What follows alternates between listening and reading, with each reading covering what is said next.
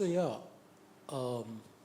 by now you've figured out that this book takes you back to a time that we've all lived through and have been lucky to survive.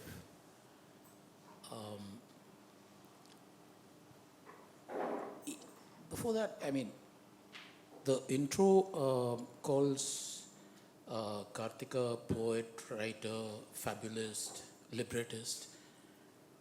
The problem is that doesn't even scratch the surface. Do I go into your full bio of all the things that you do? I'm not sure what you intend.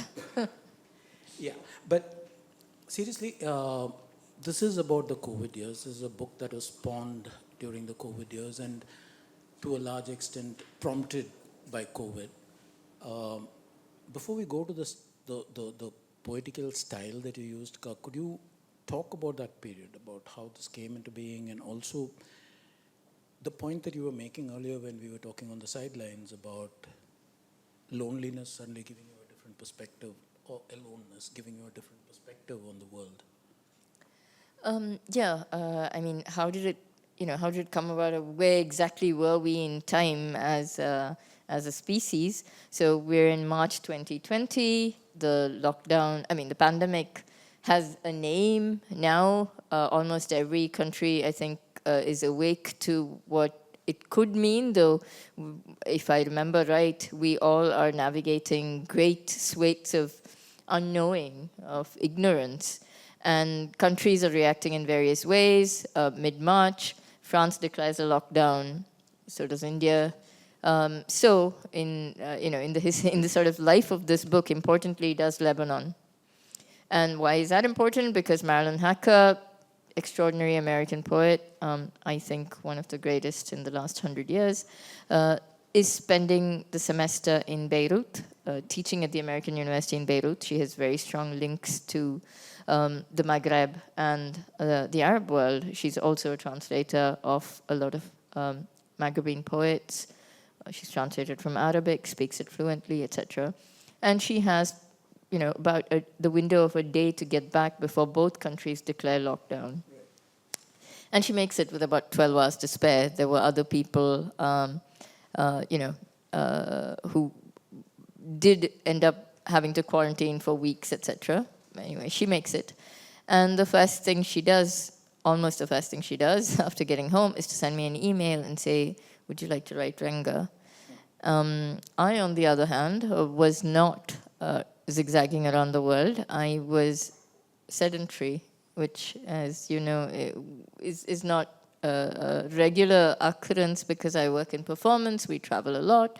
But it so happened that I'd just been diagnosed with cancer, had finished the round of surgery, etc., and was going into chemo.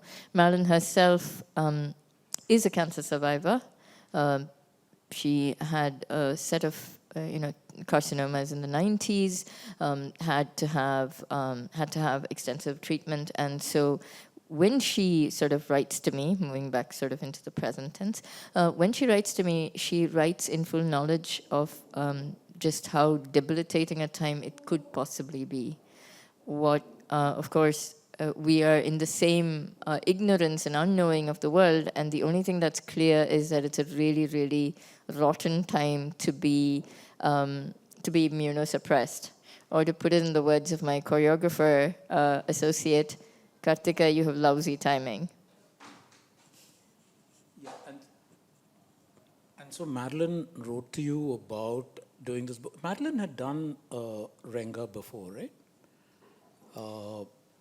In the early to mid 2010s, she's written a book of Renga with Palestinian American poet Dima Shahabi, which is called Diaspora Renga. Yeah. So she writes to you, she asks you if you would like to collaborate with her on that work. I remember you sending me some of the early exchanges that you guys had. What I was curious about, firstly, was the choice of that art form. One, it's ancient. It's what, 12th century? Two, it's it seems in some sense the antithesis of what you guys were doing, right? Because Renga in its original form is vis-a-vis, it is call and response in the moment. How did the art form influence the way you looked at things at that time? And why that particular form? Oh, that's a splendid question. I think why that form in reverse order? Because Marilyn is one of the great formalists of 20th, 21st centuries. Mostly we see free verse, but she's an exponent of everything you can name, from the Pontoon to the Sestina to the Ghazal to the Rubai. She's sort of navigates through an entire several continents worth of form. And the Renga is the sort of collaborative form par excellence, even though, as you said, we are subverting the basic premise, which is of being in the same place at the same time, and the idea of celebration or revelry, which is how Renga originally came about. It happened at nights of youthful revelry in Japan, and then gained recognition in the court, then also had a more sort of spiritual kind of an outpouring in monasteries, then finally became very demotic and was adopted by, shall we say, the general sort of populace, and would be done in gatherings in gardens or public squares and so on and so forth. And what we were doing was the antithesis of that. It was in isolation. We were not sharing the same space with the rules of lockdown. We met 3 times in that one, in the year that the book traverses. And did you guys set yourself some sort of formal timeline that you would respond in the moment, or was it more fluid? I noticed that sometimes the responses were fairly synchronous and sometimes not. There were gaps. So this was actually from Marilyn. It's a gesture of absolute solidarity. I mean, she knew what I was going to go through, and she thought it would be helpful is a big word, but it actually was more than helpful. But that would be good to be other than body, and of course she was right. So no, we didn't set ourselves any timeline or a deadline to reply. And you're right, the responses vary, and if you go through the book, you notice that her responses are almost always much more rapid than mine, because I was going through chemo, then radiation, as the book continues. So my responses were very much predicated by just how much the body actually was dominating the day, the hour, the minute. Also, even if we didn't have public performances, work continued. Very often unpaid, because we didn't have that end to the work, or an end in sight. But I did have other deadlines as well. Marilyn is fearsomely, immediate, bless her. So most of her responses are like sometimes the same day. There's just one gap you have of 3 weeks, and that's because she broke her hand. She got run down. She was run over by a cyclist who did not respect the traffic lights as she was crossing. This was during COVID. She was hurt all over, and she broke her wrist, which was in a cast, and that's the only time I think she takes about two weeks or so to reply. Yeah. There's more to ask about both the form and the contents, but to give people a sense of what you guys did, would you and Rahul read? Shall we? Yes.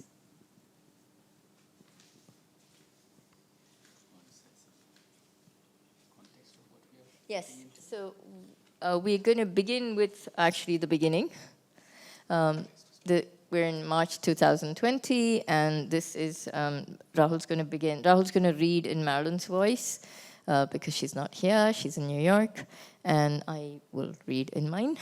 And each time we read the dates, so you get a sense of, what the larger context is as well, but also the immediate reality of our writing. Okay, so 29 March 2020. Crocus, primroses in lockdown square Leopold Achille. The plague spring. Rana sent me a photo of police on Hamra Street enforcing curfew. The boy I watched on the roof of the refugee squat was locked down already, daily, among washing lines. Daily lines burgeon on Louis Blanc pavements, each sprout 5 feet from the next. Human unblossoms outside baker, butcher, grocer's doors. One out for one in, gloved, masked, sanitized before and after each yield. The pigeons strutting the same sidewalks heed no distancing. 30th March 2020. 30th March 2020. Distance between us. She wrote long ago and then made it permanent. Charpentier, Vepre à la Vierge, while I'm doing the dishes. On the comforting old squat black CD player. For a moment, there's connection, if only with that perplexed self, desiring. That desire for self to be more than terra firma for virus settlements, begets fresh creeds. Parisians grunt and wheeze praise to Lord Jogging, while roaming forlorn as our streets. Romans hymn and drum volare from balconies. Jack Bernard downs 10,000, yes, minutes of bones, libation of eyes and wits, to fair Agent Booth. The right mantra for Loklak spurs my quest across the net. 31st March 2020. 1st April 2020. Across the street, a girl stands lendily at the window, smoking and looking at empty sidewalks, sun-soaked on April 1st. I wished the tourists would disappear. Now they're gone. Watch what you wish for. In Parda, in quarantine, I dice one more aubergine. Aubergine once more, braised, buttered, basil and beef fried in any form. The thought invades Aurus noons, leaves sharp pug marks on my dreams these still wintry nights. Preschoolers play COVID-age tag in our courtyard. Not more than 2 at a time, and catch with an outflung glove. 3rd April 2020. 3rd April 2020. We drove out to the place they called Quarantina, where crews of ships from Europe once waited 40 days to be declared plague-free. Desolate still, but in a lonely high-rise, in a vast gallery, the 90-year-old painter's new gouaches, texts, tapestries. Afterward, a huge Armenian lunch in Burj Hamid with my 2 young friends, nobody knowing quarantine was just starting. Bedlam just started here. N writes from New Delhi's migrant worker camps. How will they lock down millions who have neither doors nor roof? Millions who must walk many moons to reach a home to self-isolate. Prime Minister Modi bids his nation to light candles. President Macron, meanwhile, warned us off face masks unless really ill. Spring, the dearth in my 2 lands of roses for all the graves. 4th April 2020. 5th April 2020. Rose garden hidden in the Square du Grand Venue. It's starting to bud. But the gates are locked. Only kids from the logement sociaux in the enclosure peer through the gates in strange, bright April sunlight. Here's a petition against euthanizing the sick old. Sick and old, for Laure and Serge, teens from Block D, I now tick both boxes. L, 4-inch heels keen across cobblestones, rushes to hold open all our doors. Their mom, though, no longer hails me with nod and smile. Chemo-shorn, browless beings in masks could spell one more germ. 6th April 2020. 6th April 2020. One more spell, one more incantation. It's only the art of the fugue, or Hildegard of Bingen, or Alice Coltrane. Music calms anxiety. Abida Parveen sings a Hafiz ghazal. Cross-legged, eloquent hands. I pick out a word or two. 2 words now for me. Hum dekhenge, we shall see. Iqbal Bano soars skyward on Fairz's refrain, and something steelier than hope lights the heart once more. Heart that fluttered last evening, stalled a few instants. A frog in the throat these days hearkens to beasts less winsome. 9th April 2020. 10th April 2020. Ego, clawing beast. With or without our selfhood, beasts try to survive, as does each isolate I, newly dispensable or in the equation. Lock up these, those, forever, then open the doors. I open late windows on unnatural bright April. Bright as this April, Isa, flushed after cycling from Pantin, risking dour fines we none can afford, brings me dorayaki, homemade, with sweet red beans crushed and flour ground by Nico, who'd foraged for weeks. Balm for my bile-deluged gut, swaddling for sleep-deprived dreams. Wajdi Muad writes to his infant, unknowing son, Quoi dire de plus urgent que l'amour? Sometimes pancakes will do just as well. 13th April 2020.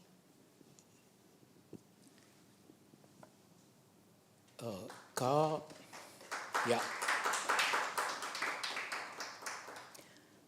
Rahul, other friends of mine who know me kind of tend to giggle when the word poetry and I are in the same sentence.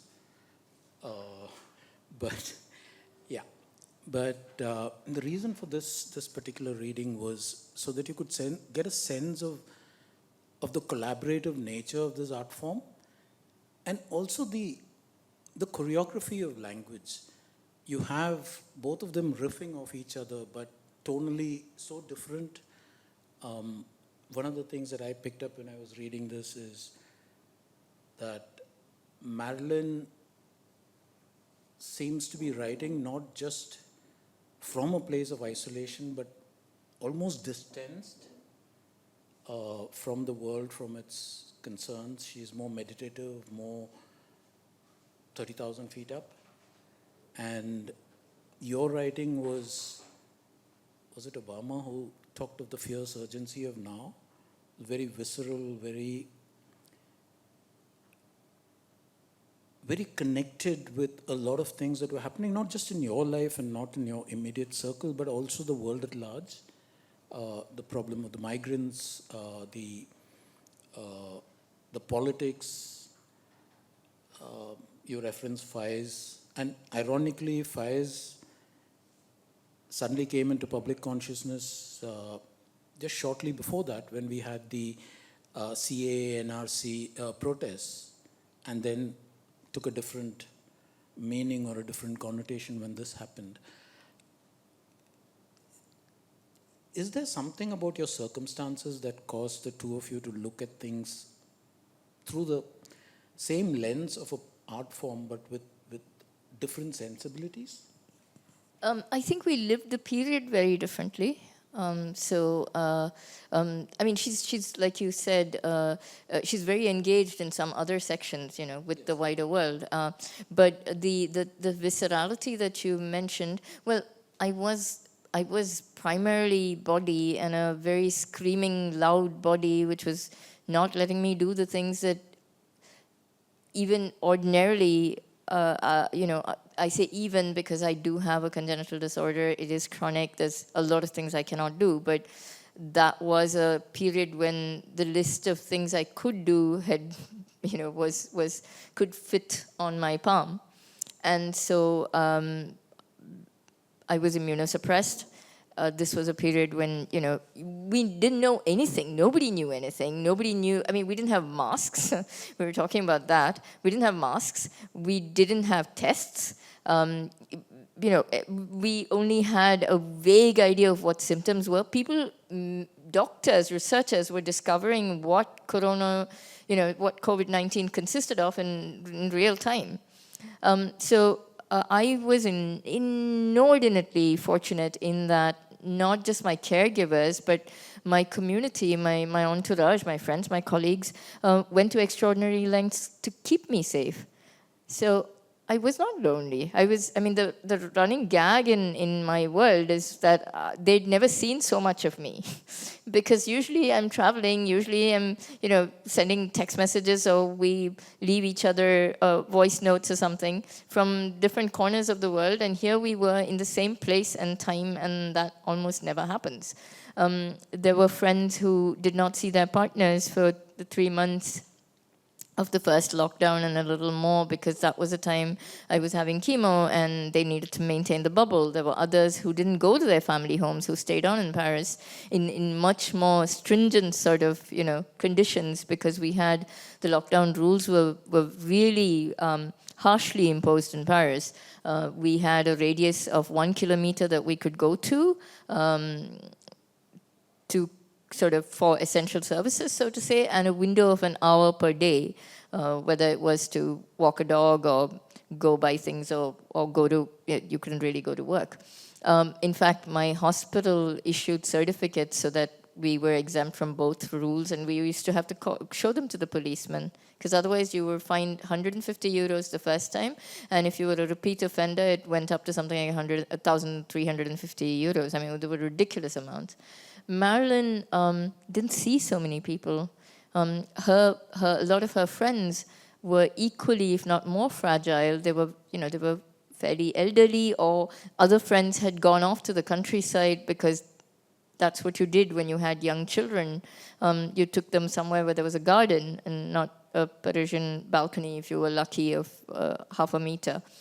So, ironically, I was just a lot more in touch, surrounded by people. They were running my life. They were doing the groceries. They were doing the pharmacy run. They were coming to pick me up from hospital. They were ensuring that I could have my daily walks, because I was told to expel the toxins. So we were walking a great deal.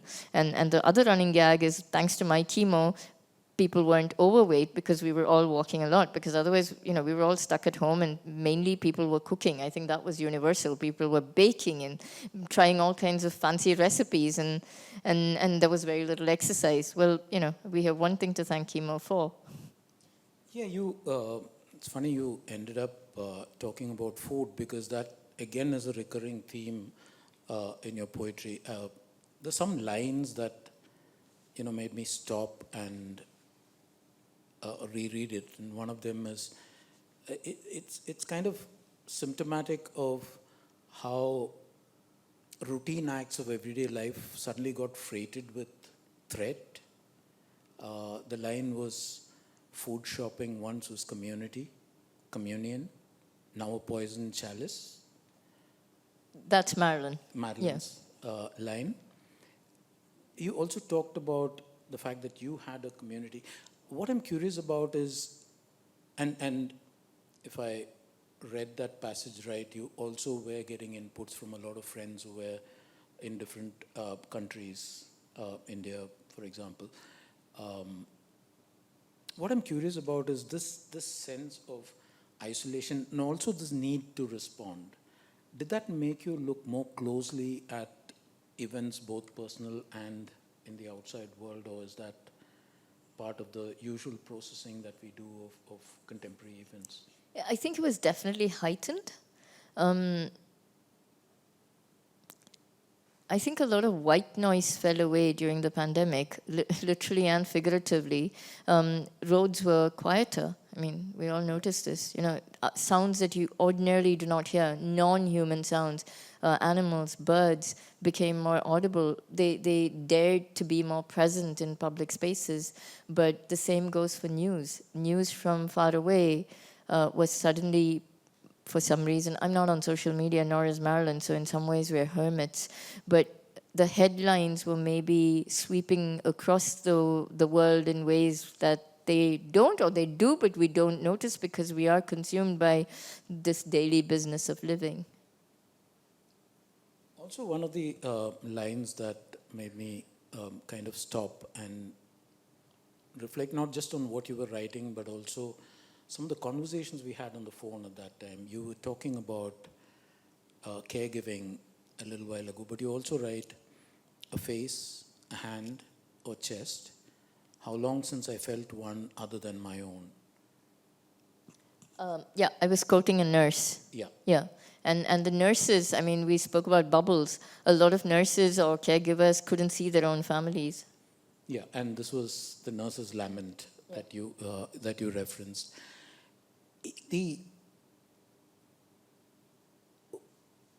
I'm still trying to think of that period, that sense of isolation. One of the things that I felt during that period was a sort of stasis of the mind, maybe. A kind of, it's not just that our lives were frozen in place, it was also like thoughts were frozen. What I was curious about was embarking on a project like this and the compulsion of, compulsion might be the wrong word, but the need to respond to inputs that come in. Did that kickstart a creativity that otherwise would have sort of been stilled? Or would you have found something else? So the irony is I had 3 productions that were meant to premiere that year, none of which did, of course. But with one, there was still hope. And maybe because there was, like you said, there was a stasis, but there was also a desire to keep doing things. And the producer in that one was hoping that we would meet the deadlines. So there was a lot of writing to be done, and heavy writing because, back and forth between set designers. None of us now in the same time zone, same place, anything. And with performance, there's a limit to how much you can work on Zoom, really. What was different about the Renga was it was a space of freedom, even though you're working with a very, very sort of structured set of units of writing. It's a very formal template, so to say. But there was a lot of freedom in the sense that we were writing it to each other. At that time, there was no idea that it would become a book. And even though I suppose it's inevitable because Marilyn's written some 20 books and 14 translations or vice versa. But it was free of all compulsions. You mentioned compulsion. The only compulsion was internal. You weren't writing because there was phase 1 of production to finish, even if it was virtually, etc. So I think it was just a huge relief to have this. And because I was writing with my hero, it's a bit like being an amateur trekker in the Nilgiris and being asked by Tenzing Norgay to climb the Everest with him when he's doing it the 29th time or whatever. So, there's the pressure is really to, be not rubbish. Yeah, the nod to Marilyn apart. I remember my grandparents telling me that if I did good deeds, someday my dreams would come true. And so, yeah, I helped little old ladies across the street. Sometimes I helped ladies who didn't even want to cross the street. And one of the dreams that came true is sharing a stage with Ka, because Until the Lions, it's a book that woke me up. I've always been invested in the epics, intrigued by the malleability of it, and then suddenly she took it to a whole other level. So when she starts talking about trekking in the Nilgiris versus climbing Everest, take it with a pinch of salt. A lot of the exchanges that you had, they chronicle these little acts of defiance, things that I hadn't. I mean, we all did that. There were times when you walked along the road, you didn't see anybody within, let's say, social distance, front or back, and you took off your mask because you could, or maybe you're just challenging the situation. I remember there's this section where Marilyn talks about going to a bakery for macaroons and wondering whether she's inadvertently picked up the virus and still eating them anyways. It was that period, right, where common sense activities or commonplace activities suddenly acquired a meaning that is much larger than you would expect. By the same token, did the extraordinary events that we normally would then spend days arguing about, did we manage to find a sense of balance? Do you think? Do you mean, did we Deaths. forget the... Yeah.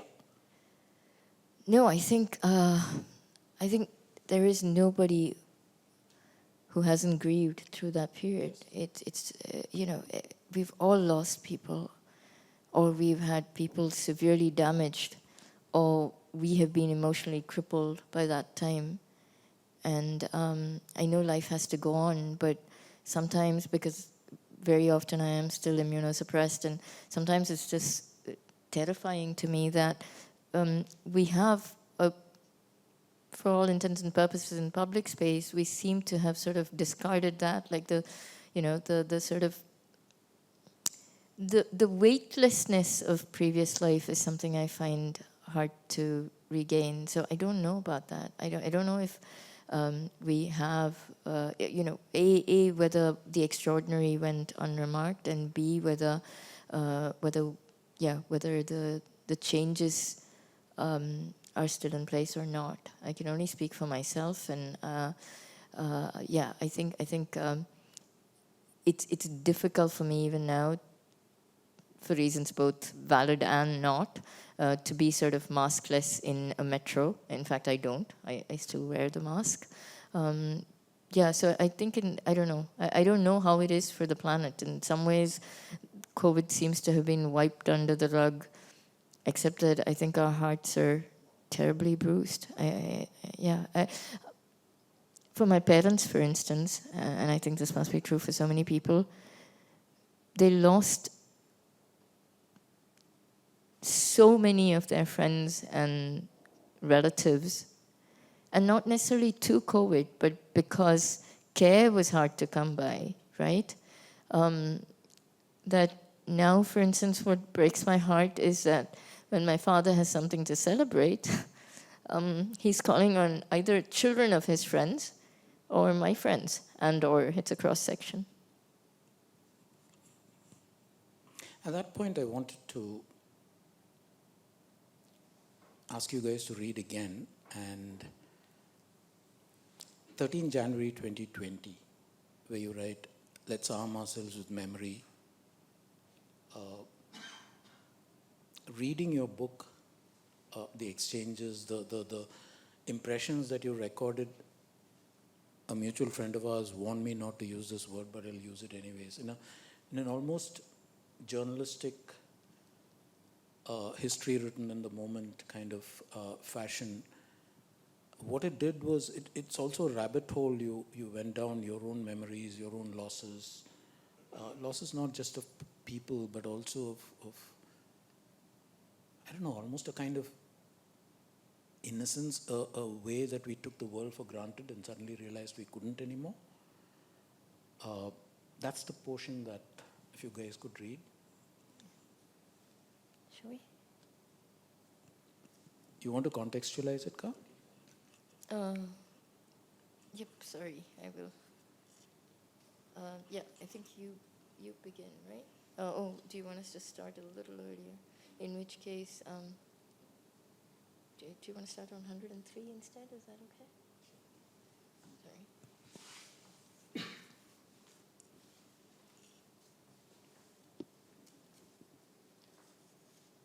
11 January 2021. No worse, there is none. Of course there is, but Hopkins voices my mood at 3 in the morning. Awake, with head throbbing, sharp pain in the small of my back. Symptoms of distress, wanting out, of confinement, of laptop screen dialogues. Nahid's bright sublet overlooking cobblestones. Mutabbal, Bamia, Feroz. Familiar, now so strange I felt sick. Nahid walked me, arm in arm, to a cab. Let us arm ourselves with memory, lest all trace be swept under the new bordel de merde level of current chaos, with variant strains, stagnant vaccinations, drives, and other tumult. Before sunrise, January 9th, outskirts of Calais, it's -3 degrees Celsius, and masked police are tearing up tents of refugees, chasing them to a hopeless, frozen dawn. 13th January 2021. Small aside, it should be 2021. We have a printer's devil, it says 2020. There's 2 pages with 2020 where it should be 2021. And that's the one thing shared between the American and Indian editions.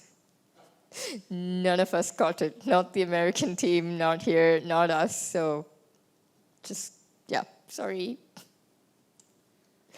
26 January 2021. Hopeless to wait for vaccine registration or search for hours online. A few fortunate ones signed up. Places filled in 12 hours. So live your life in suspension. Claire went for a pedicure in an Osmanian flat, bought a scone on the Rue de Cherche Midi, where we'd had lunch in possible September. She's 95, seen worse, unshelves Montaigne to reread after she watches the news. The news watched me back, pleased, more pleased than Mr. Punch had ever been. I'd dance with you if I could. Mark the date. Rashid Ramdan's been named future head of Théâtre National de Chaillot, Mecca of dance in France. The heart sings. Son of French-Algerian parents, Rashid's coat of arms at Chaillot for the lustrum is one word, hospitality, which he's probed all these years. The heart sings. 13th February 2021. 15 February 2021. My heart sinks as night falls, minutes later daily. Soon, March, spring again, but curfew, confinement still menace. All this for a few old farts who'd die soon anyway, comments in Le Monde. I remember the AIDS epidemic, shunned gay sons. I'd rather be shunned for flamboyant life than for my own good, I think, eating a salad alone at 9 o'clock for the 300th COVID time.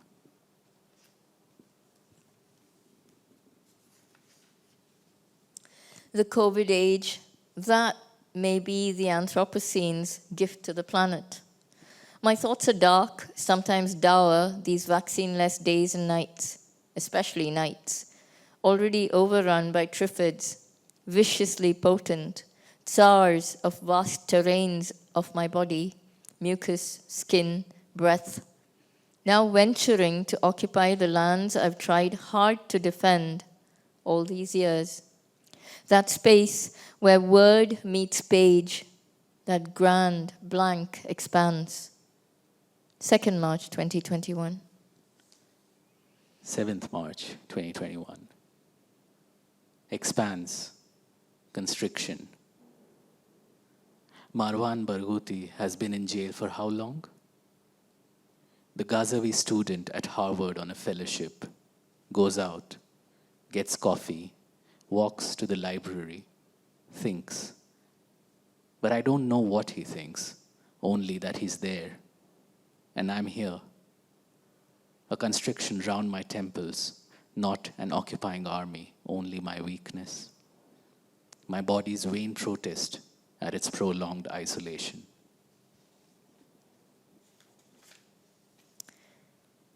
It's been a prolonged cosmic spoof.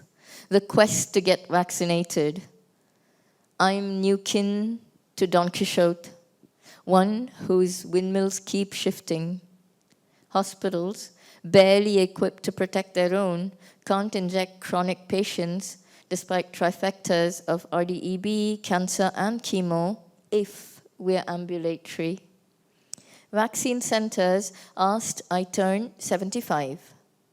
Today, I savor post-vaccine fatigue. 6th March 2021. 19th March 2021. Fatigue, regrets. A quote from Adrian Rich in a notebook margin.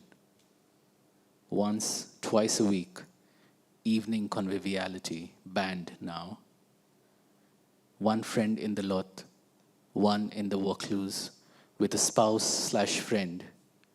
What seasons change, take up gardening, hike, ride bikes, study Italian.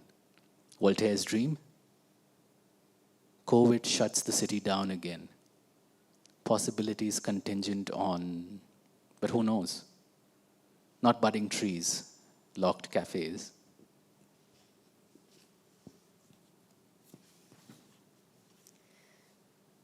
Budding hope gets locked once more. Caseloads skyrocket. Caregivers, frontline workers fight, feet on quagmire. Less equipped a year later, not more, despite all the tedious talk of war and wartime effort. Talk comes cheap to our government. Talk that's a perfect smokescreen for failure, torpor, electoral ambition. Islamo-gauchisme gains screen time. Great game plan for 2022. 29th March 2021. 29th March 2021. 2 hours before dawn, I give up on sleep, turn on the bedside lamp, pick up the book I put down at midnight, attempt escape to Algiers, another decade, history, someone's struggle who's not me getting old in a quagmire city. Unfortunately, it was paradise. Solitary confinement now. Food shopping the only vestige of human exchange, though daylight lingers. What lingers through day, month, and year will be kindness. Kindness that kept me sane and safe, yes, even with the same unsought trifecta snapping at my heels, noisy and unfunny, save during our chats, the scaffolding to laugh and weep at this, the théâtre de l'absurde of our own grandly defective bodies. In this almanac of blessings, laughter became you, thee, and somehow springtide. 31st March 2021.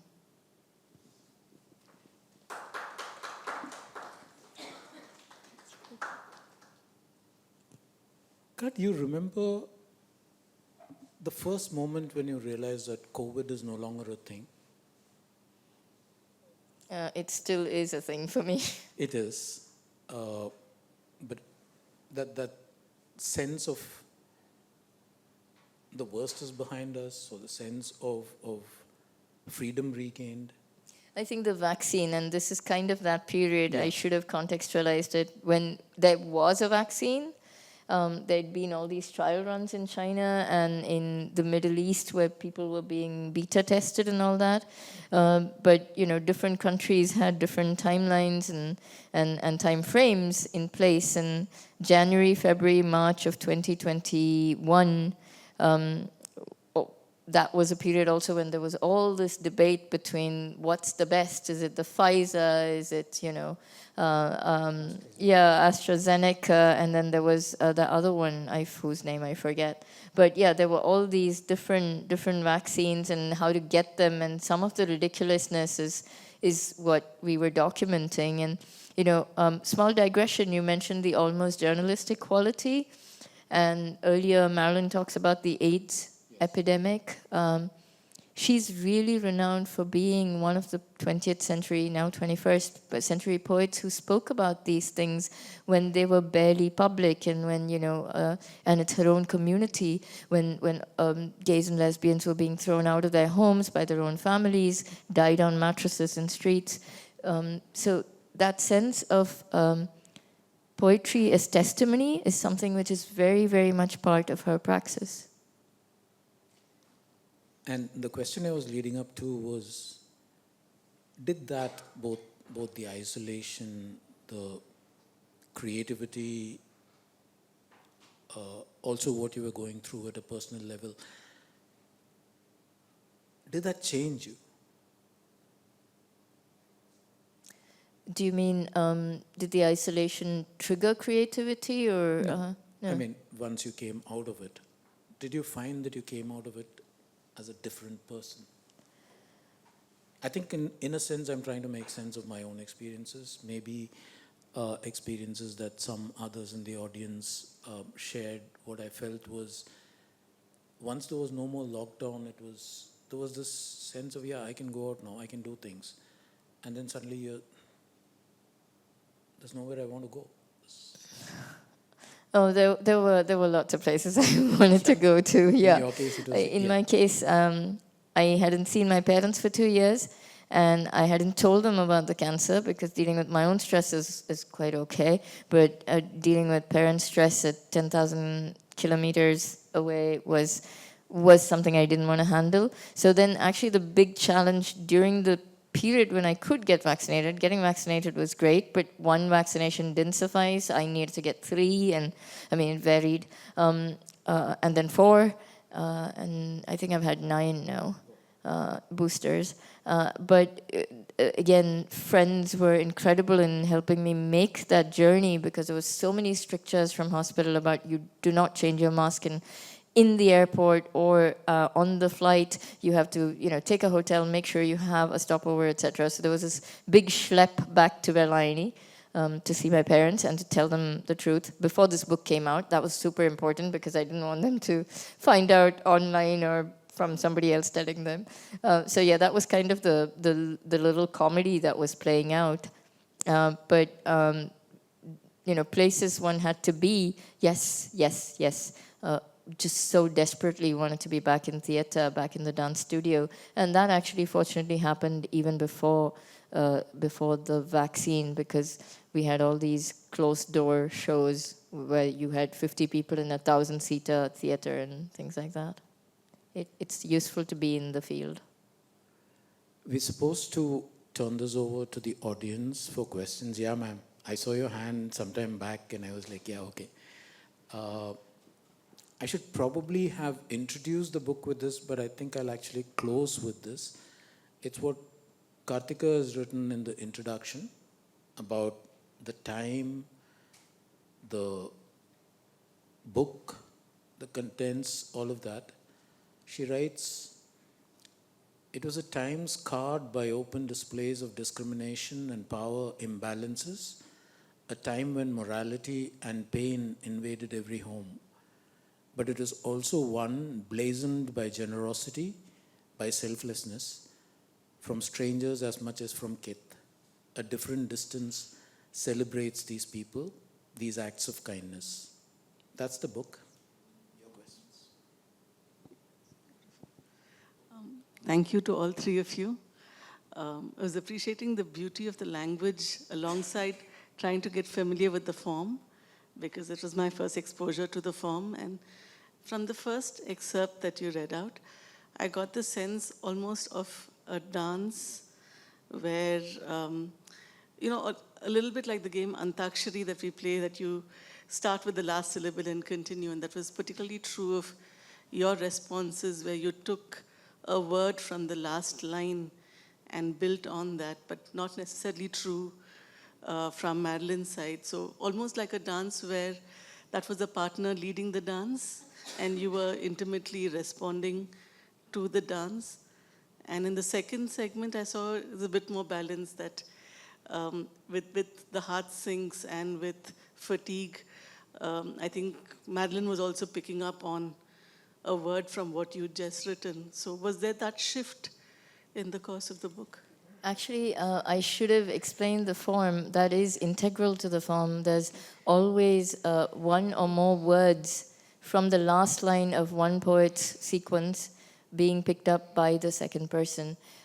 Because we're in the 21st century and we play with rules, sometimes, a verb changes into an adjectival form or a noun form, or you play with homophones instead of using the word itself. But there's always a connective tissue. It's just sometimes more obvious than at other times. And did that balance shift? Is that also part of the form? No. I mean, there's in each one of the poems, sometimes we play with language. Like there's one poem where I talk about my Gnostic heart, and Marilyn responds with my atheist. So, we have played a little fast and loose with that, but there's always connecting word or words. Okay. It's like I said, they're more obvious in certain sequences. So, for instance, what you heard at the end is quite literally the end of the book. It's the last 10 or 12 poems. So I think there was also maybe a greater sense of looking forward, which may have influenced the dance, as you called it. I love the way you described it. I love the way you described it because I work in dance, so it's wonderful when people pick up those things which, you do for yourself. Thank you. I think there was one point you mentioned during this interview about the weightlessness of the previous life before COVID. What do you mean by that? Can you expand on that, please? That you said you haven't regained it as well. That I hadn't retained it. Yeah. I think what weightlessness is, it's a little presumptuous. Obviously, no life is weightless, but there's certain things we took for granted. We took touch for granted. We took breathing the same air for granted in public spaces. For me, that's changed, and that hasn't come back to normal, And also our own sort of sense of knowledge of COVID changed. I mean, the first 3 or 4 months, for instance, people were, including doctors, were so convinced, and some of it was true. People did get infected because someone had touched a bottle by an infected person or whatever. I really don't know how, our awareness of what is caseload and viral count and all that changed, but so many things that we had never thought about before became matters of everyday urgency. And those things remain real for me. They don't need to for everybody, and I'm super glad that we don't all have to be paranoid. I can just do that myself. But yeah, that's kind of what I meant, especially touch. I mean, touch was something that just went missing.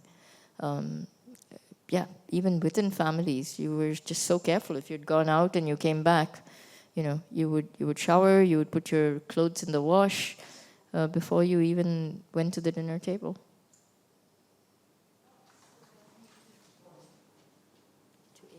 I personally found this COVID thing very disturbing because I was walking in a geometrical pattern, like my bedroom, bathroom, kitchen. That itself was terrible, though it was a routine. But I also lost I lost so many friends. That made me very sad, or friends' brothers. That made me very, very sad. It was just disturbing. How did I realize it was over? Because I heard children playing outside. And there was some kind of a flea market I went to. Then only, I can't remember, Raintree. that's when, I realized. And also to see those migrant workers in buses and sirf pani chahiye, I'll never forget that, I will never, it won't leave me, I know that. It'll never, it's a part of me. I know that, the sirf pani chahiye, I'll never forget that. Yeah, two things. I think the loss of innocence, definitely, because there was the sudden wariness built on so many other warinesses, and the kindness of strangers.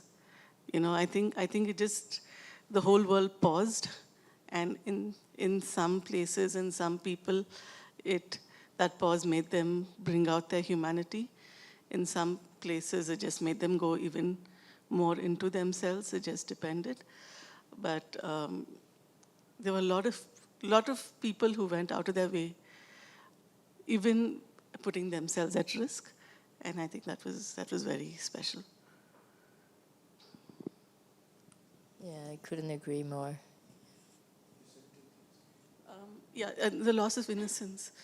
Even children growing up at home in those few years with watching their parents take work calls, just grew up that much faster because they saw their parents' work lives in a way that they would never have gotten to know for the next couple of decades or so in the normal course of things. And they grew up very fast, but they can't go back to being those children again now that COVID is over. They've just suddenly grown up, and that part is irretrievable. And we'll only know the effect of all of that maybe a decade or so from now when they go into college and when they get into work life. So we don't even know what the long-term effects of COVID are going to be.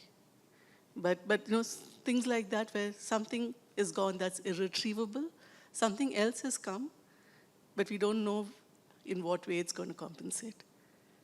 The little things that we held on to, things that were taken for granted before, things that suddenly meant a lot more than their intrinsic worth. You guys decided where you're reading? To 84, I think. Yeah, it's okay. You're gonna do fine. Oh wait, we can make it simpler. I can start this time. Yeah. So 74 because 73 is full of French. I just realized. To 85. Grief stains the morning like grape overripe the tongue. Purple, glutinous. Grief stains their lives. Achan and Amma relive loss each time I call. 3 deaths in 2 days. Old, dear friends, 40 and 60-year-old kinships. They're markers of being. Grief edged by new enforced distance, by the lack of touch of last rites. Grief clogs till Swarup YouTube streams a funeral. Life seeps back into their chords. 31st August 2020.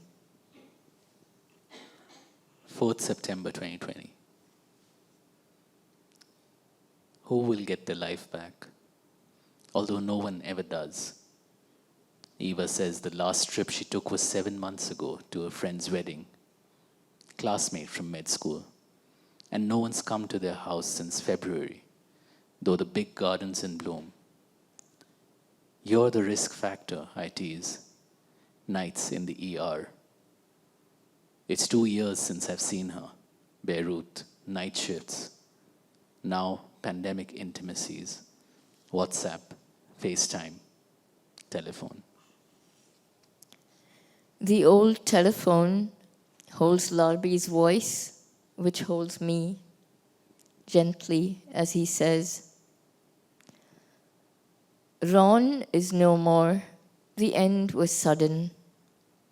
We thought, like him, cure was a word, a real word. So is relapse, we learn. Ron, wind beneath many wings, our own counter cliche, the finance pro who loved dance. His eyes shimmied when he spoke of performances watched with you. Gosh, my words to Marcel, Ron's husband. who brings me comfort instead. 8 September 2020. 11 September 2020. Instead of teaching online in the ruins of Beirut, Rana flew to Norway with her 2 kids, back to her 4th language, their school days, her research. Abu Rana and his group of leftist Zohar are on the street every night, masked in the late summer heat, clearing rubble in Jemaize, whose tragedies a year ago were lovers leaving or leases with exorbitant new rent. Exorbitant, new fears raise Ravan heads everywhere, vie for place in the mouths of ministers and media. We make room for separatisme and then ensauvagement. My parents taste urban Naxal. Should I tell them that is Bhakt speak for folk like me? 17 September 2020. 18 September 2020. Devotee of do nothing, the minister does. In one another's arms, faces, masks and chins, wrists, the young crowd, late summer streets, drinking cokes or beer, eating sandwiches. I wish this were fine. I'd like to mind my own business, read film reviews, not virus charts. I read film reviews, famished for the cinema, land unvisited since March. And theatre, word that makes me weep, patria, no less, touchable only during virtual meetings, rehearsals, recorded and we-transferred, new terms that yield bread, though not quite butter. Shambling home from hospital, I watch hounds, pugs, mutts, and pups raise happy Cain by the K. Enfin, a show safe for all. 22nd September 2020. 28 September 2020. For all the good it does, the mayors say, stay safe, with no restrictions. It's your fault if you're fat, old, diabetic, asthmatic, or having chemo. Stay indoors. We'll keep the bars, gyms, playgrounds open. It's fall. It started raining and the river says, elsewhere. Rivers of sunlight flood Joelle's studio, much like faces, voices fill her screen. From Bangalore, Delhi, Dhaka, Kolkata, all gathered to fête 80 years of Alliance Française du Bengal. And Jay and I, with Demon Tiger and Forest Goddess, joined the party from Ivry. Through verb and line, curve, morpheme in 3 languages. The Shundarban fill our maskless minds and laughter our ears. 28 September 2020. 1st October 2020. Our minds, our ears, eyes are dulled with grim statistics. Not much else except the train wreck of the world as we thought it might be. Well-oiled dictators, would-be tyrants, armed thugs. Wildfires blaze through rainforests. We pretend it's la rentrée here. Masked kids flutter like bats in the street when school lets out. Badods throng cafe terraces for what might be last times before wind, rain, or closure and confinement. Confinement closes in, rusty tongue this time, but still raptor, reminds Dr. B, warning me of squalls ahead. Her first respite in 9 months. Capsized, she sighs by the raising caseloads. Yet she can find cheer in my reborn lashes and brows and laugh at poor Sally's. This week, mine feature filet de breast, grilled extra rare but served, alas, sans sauce teriyaki, slathered with betaine lotion instead. 7th October 2020. 9th October 2020. Lotion on my cheeks, forehead and neck, anything soothing and calming.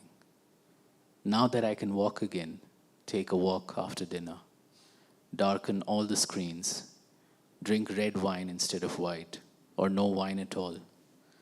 Tisane à la Vivienne, before bed, harpsichord music, maybe a hot bath, though I had one at 7, change the bed linens.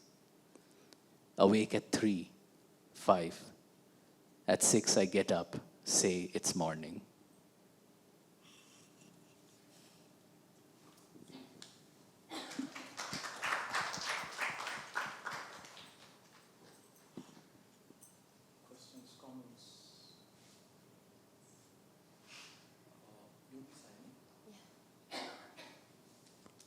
So for those who have copies of the book, for those who don't, it's outside. For those who do, Karthika will be signing.